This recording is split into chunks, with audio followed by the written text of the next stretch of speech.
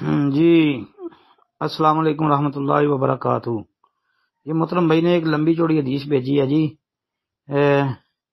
مسند احمد کا حوالہ بھی دیا ہوا ہے اور نیچے تخریج دارالدعوہ، سنن نسائی، سنن ابن ماجہ، تحفۃ الاشراف، ابو داود وغیرہ۔ جی بالکل یہ سنن نبی داود کے اندر یہ جو حدیث ہے یہ آتی ہے 3230 نمبر پر آتی ہے۔ ابو داود کا 3232 نمبر جو ہے یہ صحیح نہیں ہے، یہاں پر جو ہے یہ حدیث جو لکھی ہے یہ ابو داود کے اندر 3230 نمبر پر موجود ہے، اور انشاءاللہ حدیث کی سند صحیح ہے جی،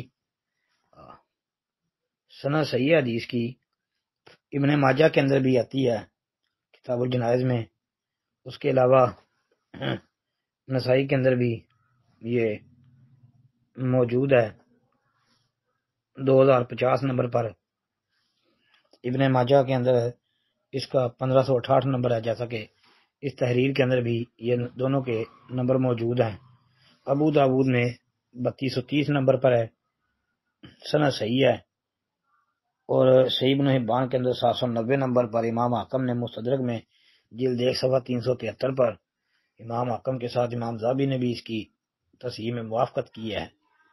یہ روایت ثابت ہے، لیکن یہ یاد رکھیں کہ قبرستان میں جوتے اتارنا یہ ضروری لازمی نہیں ہے، بلکہ یہ بس سمجھو کہ ایک جواز ہی ہے کہ اتار لیں بہتر ہے، اور نہ اتاریں گے تو پھر بھی کوئی حرج نہیں ہے، کیونکہ جوتے نہ اتارنے کی حدیث بھی موجود ہے، جو کہ آپ صحیح مسلم کے اندر دیکھ لیں 2870 نمبر، اور صحیح بخاری کتاب الجنائز 1338 نمبر دیکھ لیں۔